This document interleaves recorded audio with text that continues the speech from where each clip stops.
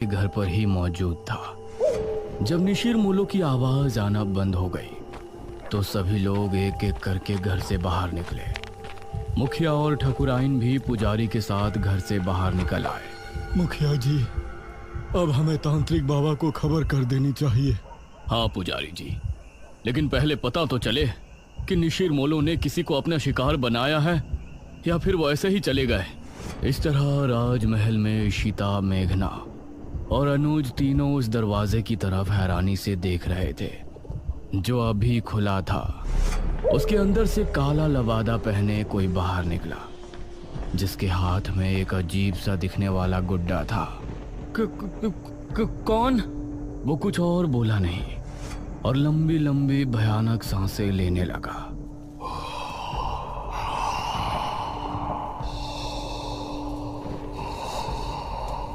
उसकी भयानक सांसों को सुनकर ये तीनों डर गए और तभी वो तेज रफ्तार से इनकी तरफ भागा।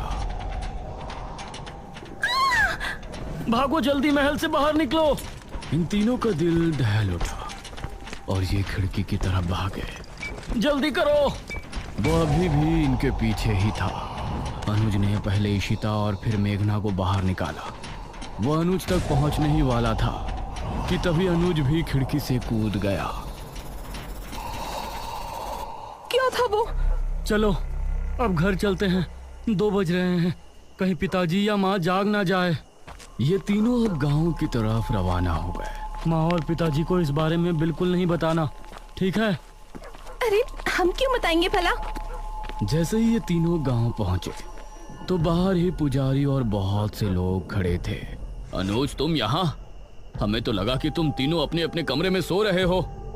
इतनी रात में तुम तीनों कहाँ से आ रहे हो? वो पिताजी। मुखिया ने मेघना और ईशिता की तरफ देखा। तुम दोनों कहाँ गई थी अनुज के साथ? जी माफ कर दीजिए अंकल, हम दोनों का घूमने का मन हो रहा था। तो दिन में घूमने चले जाते, रात में बिना बताए जाने की क्या जरूरत थी? माफ कीजिए पिताजी, मैं ही इन दोनों को ले गया था, लेकिन आप सब लोग यहाँ बाहर इकट्ठा होकर क्या कर रहे हैं? अनुज ने बात को बदलते हुए कहा। आज गांव में निशिर मोलो आए थे, सभी उनकी आवाज सुनकर ही खौफ में थे। क्या निशिर मोलो? ये निशिर मोलो कौन है? 4 कथई लबादे वाले शख्स जो अपने कंधों पर एक ताबूत उठाए रात के समय गांव में घूमते हैं। उनकी आंखें लाल चमक रही होती हैं। रात के समय गांव में घूमते हैं। उस समय अगर वो किसी को देख लेते हैं या कोई उन्हें एक बार देख लेता है तो वो उसे अपने साथ ले जाते हैं। सभी गांव के लोग तो अपने अपने घरों में थे, लेकिन वो लोग संपत और कप्ता को ले गए। वो बाहर ही जुआ खेल रहे थे। अनुज, ईशिता और मेघना तीनों ही ये सुनकर चौंक पड़े। पिताजी, लेकिन इससे पहले तो ऐसा गांव में कुछ भी नहीं हुआ, न ही आपने मुझे कभी इसके बारे में बताया। ये 400 साल पहले की बात है बेटा, हमारे महाराज के समय की बात। लेकिन उस समय किसी तरह उनको रोक दिया गया था, लेकिन अब अचानक वो कैसे जाग उठे, ये तो बात समझ के बाहर है। मुखिया जी, अब कल सुबह ही तांत्रिक महाराज से मिलने के लिए निकलेंगे। फिलहाल सभी लोग अपने अपने घरों को जाएं और निशिर मोलो से सावधान रहें। ये सुनकर सभी गांव के लोग अपने अपने घरों को चले गए, लेकिन अब सभी के दिल में अजीब सा डर बैठ गया था। ईशिता और मेघना भी अपने कमरे में पहुंची। ये तो बहुत बड़ी गड़बड़ हो गई। हम लोग तो यहाँ पर मृत्युंजय अमृत के लिए आए थे और यहाँ तो राजमहल निशिर मोलो पता नहीं क्या क्या सुनने में आ रहा है। ये लोग अब हमें मृत्युंजय अमृत तक लेकर भी जाएंगे या नहीं? अरे तुझे दिख नहीं रहा यहाँ कितनी प्रॉब्लम है? हम दोनों सुबह यहाँ से जा रहे हैं बस। नहीं, मैं नहीं जा सकती। लेकिन क्यों? वो मृत्युंजय अमृत। इतना कहकर मेघना ने आगे कुछ नहीं कहा। आपने बिना सोचे समझे उन दोनों लड़कियों को घर में जगह क्यों दे दी? देखा ना अब क्या हुआ। ठकुराइन, वो लड़कियां तो अनजान है, लेकिन अनुज को तो सब कुछ पता है ना। वो उनको लेकर रात में निकल गया, इसमें हम उनको दोषी नहीं ठहरा सकते। उनको लेकर जाने वाला तो हमारा ही बेटा है ना। कुछ ही देर में सभी एक एक करके सो गए।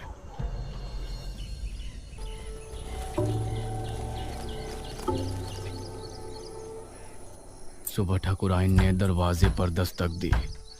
दोनों उठ जाओ, सुबह हो गई है। ठाकुरायन ने बहुत ही रूडली बोला। आंटी जी, वी आर सॉरी। यह सुनकर वो बिना जवाब दिए वहां से चली गई। कुछ देर बाद फ्रेश होकर इशिता और मेघना दोनों ब्रेकफास्ट टेबल पर पहुंची। Good morning uncle. Good morning aunty. आओ बैठो बच्चों, नाश्ता करो। मेघना के बाल इस समय खुले हुए थे। ना जाने अनुज को उसमें क्या खास दिखा। उसने उसे स्माइल की और एकटक उसे देखने लगी। इस पर मेघना ने उसे हैरानी से देखा, फिर उधर उधर देखकर नाश्ता करने लगी। अनुज, आज तुम खेतों पर जाओगे, समझ गए? माँ, मैं खेतों पर जाकर क्या करूँगा? पिताजी, क्या हो गया है माँ को? मुझे कुछ नहीं हुआ है। तुम आज खेतों पर जा रहे हो, बस जा रहे हो। तभी इशिता बोली, अनुज, तुम हमको भी खेत घुमा लाओगे? ये सुनकर ठाकुरायन इशिता और मेघना की तरफ गुस्से से देखने लगी। तभी अनुज भी खुश होते हुए बोला, हाँ ठीक है, मेघना को भी हमारे खेत काफी पसंद आएंगे। हाँ बेटा, क्यों नहीं, लेकिन एक बात ध्यान रखना, तीनों साथ रहना और शाम होने से पहले घर लौट आना। तब तक तांत्रिक महाराज भी आ ही जाएंगे। नाश्ते के बाद इशिता और मेघना अनुज के साथ घर से निकली।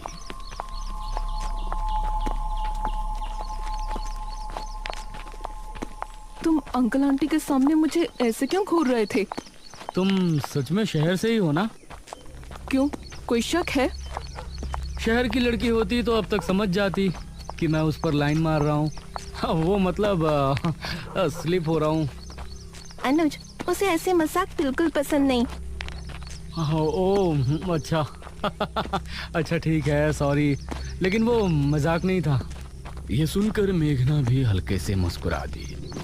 ये लोग अब घने जंगल में पहुंच चुके थे। वैसे अनुज, यहाँ आने से पहले हमने कुछ सुना था।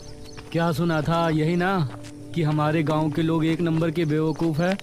अरे नहीं, किसी मृत्युंजय अमृत के बारे में कहा जाता है कि उसको पीने से बड़े से बड़ा रोग दूर हो जाता है। ये सुनकर अनुज ने इशिता और मेघना दोनों को घूर कर देखा। तो तुम लोग यहाँ मृत्युंजय अमृत की तलाश में आई हो? नहीं, वैसे वो झूठ नहीं तो सीधा बोलना था ना। बेकार में राजमहल जाकर मुझे भी माँ से डांट पड़वा दी। वो हमें लगा था कि सीधे उसके बारे में पूछने से तुम कुछ गलत समझोगे। वैसे ये इशिता पूछती तो लगता, लेकिन तुम पूछती तो नहीं लगता। ये कहकर अनुज मुस्कुराने लगा और इस बार मेघना के चेहरे पर भी मुस्कान छलक आई। तो क्या तुम हमें उसके बारे में बता सकते हो? उसकी कहानी बहुत ही अजीब है, मुझे पूरी नहीं पता। तो बताओ ना, मुझे सुनना है। जितनी पता है उतनी बता दो। ये बात मुझे दादाजी ने बताई थी। सन 1600 में एक बहुत बड़ी महामारी फैली थी। जवान बूढ़े सभी की तबीयत बिगड़ती और फिर कुछ ही दिनों में उनकी मौत हो जाती। उस समय जो राजा था उसे इसकी बहुत चिंता सता रही थी और राजा की चिंता देखकर उनकी बेटी राजकुमारी बहुत चिंता में थी। जब ठीक 4 साल उस महामारी को गुजर गए तो राजकुमारी रहस्यमय तरीके से गायब हो गई। गायब? वो कैसे? वो कहीं चली गई थी। राजा ने उन्हें बहुत ढूंढा लेकिन वो कहीं नहीं मिली। उसके बाद ठीक 1 साल 1 महीने बाद राजकुमारी लौटी और अपने साथ वो एक बीज लेकर आई थी। महाराज ने उनसे सवाल किया कि कहाँ थी, तो उसने कोई जवाब नहीं दिया। उसके बाद उस बीज को बोया गया और उससे ये बरगद का पेड़ उगा और इस बरगद के पेड़ से ये मृत्युंजय अमृत, इसको पीने से राज्य में आई महामारी खत्म हो गई। लेकिन कुछ समय बाद ही राज्य पर बहुत बड़ा संकट आया। कैसा संकट? और ये निशिर जिसके बारे में गांव के लोग बातें कर रहे हैं, उनकी क्या कहानी है? उसका तो मुझे भी नहीं पता। फिलहाल तुम वो देखो। उसने सामने की तरफ उंगली पॉइंट की। कुछ ही दूर पर सामने था एक हरा भरा बरगद का पेड़।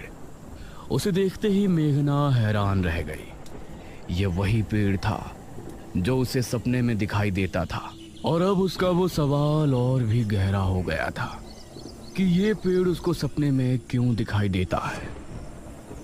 ओह माय गॉड, ये पेड़ तो बहुत बड़ा है। यही मृत्युंजय अमृत का पेड़ है। हाँ, और क्या? लेकिन इससे तो अमृत टपक ही नहीं रहा। वो अमृत तो सिर्फ पूर्णमासी और एकादशी की रात ही कुछ देर के लिए टपकता है, हर समय थोड़ी ना वो गिरता रहेगा। ओह, तो ये बात है।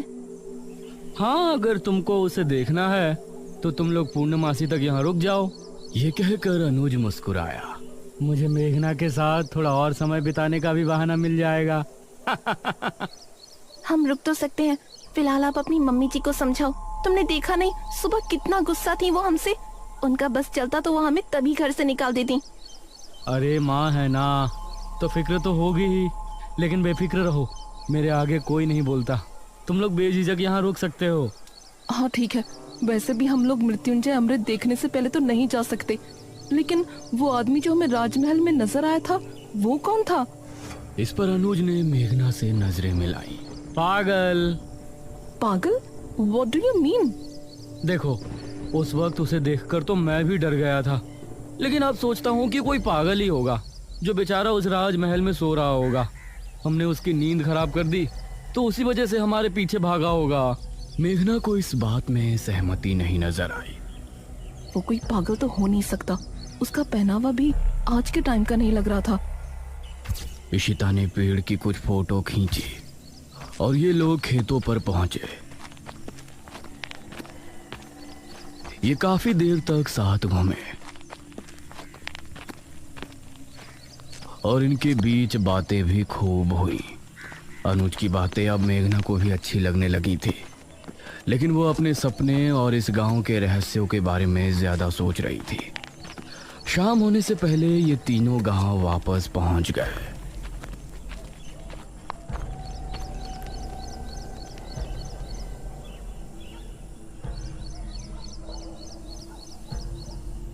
रात होने वाली है।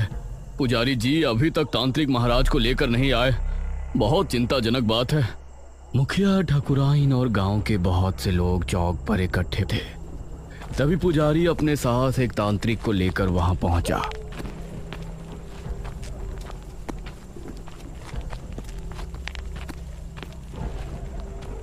प्रणाम बाबा। प्रणाम। तांत्रिक महाराज नहीं आए? तांत्रिक महाराज शाम से ध्यान मग्न बैठे हैं।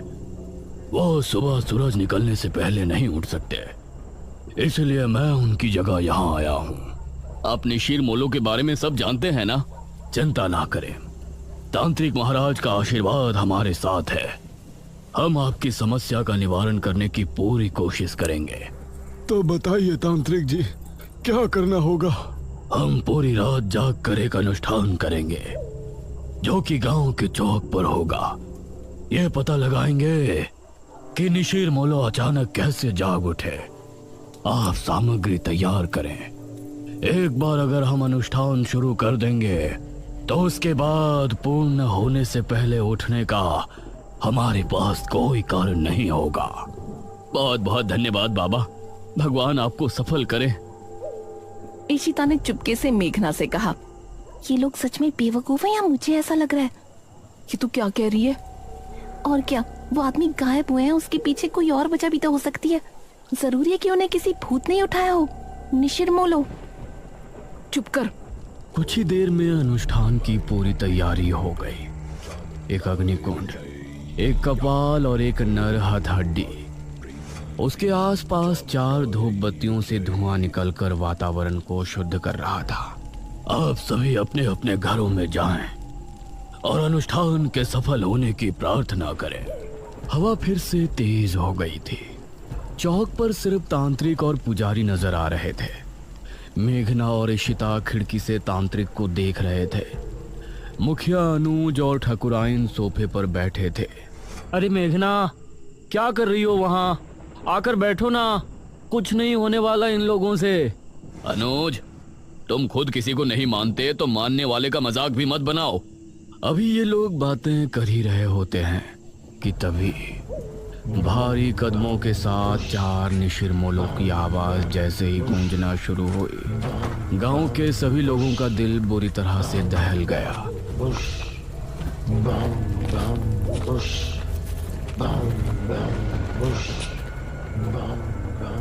अरे ये आवाज! ये सुनकर मुखिया भी बुरी तरह से डर गया। जल्दी से सभी खिड़की दरवाजे बंद कर दो, कोई बाहर नहीं झांकेगा। उसे इस तरह से डरा हुआ देखकर इशिता और मेघना भी हैरान रह गए। हे भगवान, निशिर मोलो फिर से आ गए। 400 साल पहले तो ये सिर्फ शनिवार की रात्रि में ही आया करते थे। उनकी आवाज सुनकर पुजारी और तांत्रिक भी डर गए थे, लेकिन तांत्रिक ने मंत्र पढ़ना जारी रखा। बाबा, ये निशिर मोलो की आवाज कैसे आ रही है? तांत्रिक ने उसका कोई जवाब नहीं दिया। पुजारी भी डर गया था, इसलिए वो भी चुपचाप मंदिर की तरफ रवाना हो गया। वो आवाजें अब तेज होती जा रही थी। मेघना ने जल्दी से खिड़की को बंद कर दिया। इधर पुजारी मंदिर की तरफ बढ़ ही रहा था कि तभी उसको सामने से निशिर मोलो आते हुए नजर आए। पुजारी उन्हें देखकर बेहद डर गया और खौफ भरी आंखों से उन्हें देखता रहा। ताबूत खुलते ही और उसके बाद सब कुछ सन्नाटे में बदल गया। हे भगवान, ये तो पुजारी जी की आवाज है। इसका मतलब है निशिर मोलो ने पुजारी जी को भी। पिताजी, उनकी आवाजें तो अभी भी आ रही हैं। हे भगवान, पता नहीं क्या होगा। तांत्रिक बाबा की रक्षा करना। तांत्रिक अभी भी बैठा हुआ अनुष्ठान कर रहा था। उसको सामने से निशिर मोलो आते हुए नजर आए। उन्हें देखकर तांत्रिक की आंखों में भी खौफ उतर आया।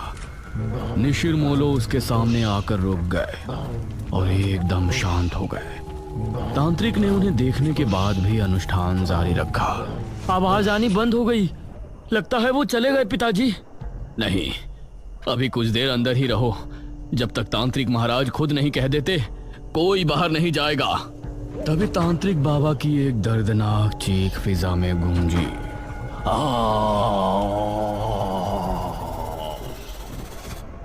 हे भगवान, ये तो तांत्रिक बाबा की आवाज है। धीरे धीरे आवाजें हल्की होती चली गईं और फिर पूरी तरह से शांति छा गई। चलो, सब जल्दी से बाहर चलो। अब मुखिया और सभी गांव के लोग अपने घरों से निकलकर चौक पर पहुंचे। वहां उन्होंने देखा कि तांत्रिक बाबा किसी मिट्टी के पुतले के जैसे जमे बैठे हैं। उनकी आंखें और मुंह पूरी तरह से फटा हुआ है। तांत्रिक बाबा! अगले ही पल उनका शरीर धीरे धीरे गायब हो गया। ये भयानक मंजर देखकर सभी के डर के मारे चीख निकल गई। निशिर मोलो पुजारी जी को ले गए और तांत्रिक बाबा का अंत कर दिया। इसका मतलब वो सिर्फ ये अनुष्ठान रोकने आए थे। पिताजी, अब निशिर मोलो से हमें कौन बचाएगा? अब तो तांत्रिक महाराज को ही आना होगा, वही कुछ कर सकते हैं। इशिता और मेघना तांत्रिक की मौत देखकर बहुत डर गई थी। दूसरी तरफ गुफा में बैठे बड़े तांत्रिक ने अचानक से अपनी आंखें खोली। उनके चेहरे पर चिंता की लकीरें साफ नजर आ रही थी। निशिर मोलो का ये रूप, उसने हमारे शिष्य का भी अंत कर दिया। अब हमें खुद वहां जाना होगा, वरना प्रलय आ जाएगा। उस रात जब मेघना सो रही थी तो उसे एक सपना आया। वो एक राजकुमारी वाली वेशभूषा में एक सुनसान जंगली इलाके में घूम रही है। दूर दूर तक कोई नजर नहीं आ रहा है। तभी कोई पीछे से उसके कंधे पर हाथ रखता है। मेघना चौंकते हुए पीछे मुड़कर देखती है और उसके मुंह से चीख निकल जाती है। उसे देखकर वो चीखती हुई नींद से जाग उठती है। अरे मेघना, क्या हुआ? मृत्युंजय अमृत क्या है ये तो हमने जान लिया, लेकिन निशिर मोलो कौन है और मेघना का इन सब से क्या संबंध है? वो कौन सा खौफनाक रहस्य है जिसकी वजह से गांव के लोग पहले भी खौफ में थे और आज भी है? इन सभी सवालों के जवाब जानने के लिए हमारे साथ बने रहिए निशिर मोलो के तीसरे भाग में।